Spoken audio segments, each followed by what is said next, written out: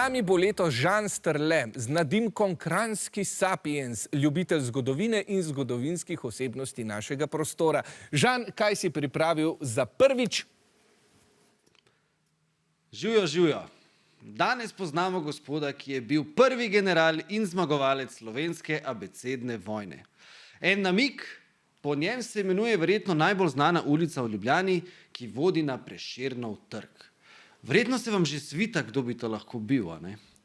Ja, mogoče malo. Hvala, Žan, za sedaj. Jaz pa vas sprašujem.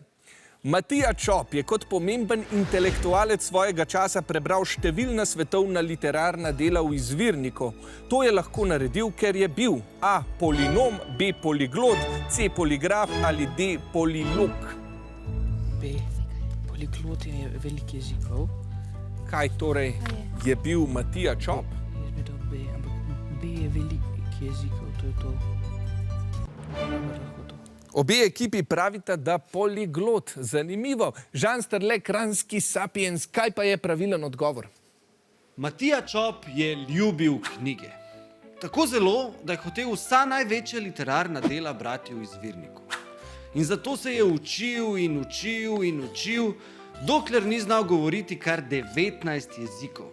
Poliglot v pravem pomenu besede. Bil je tudi prvi pravi slovenski knjižničar. Uredil je več kot 20.000 zvezkov in postavil temelje današnjega NUK-a, Narodne in univerzitetne knjižnice. Čop je bil vodilni intelektualec svojega časa, mentor Francetu Prešernu in glavni zagovornik ideje, da mora slovenščina postati jezik umetnosti in znanosti, ne le cerkvenih pesmi. Tudi zaradi Matije Čopa danes slovenščina ni le narečje, ampak je jezik s svojo literaturo, zgodovino in prihodnostjo. Bravo, Matija.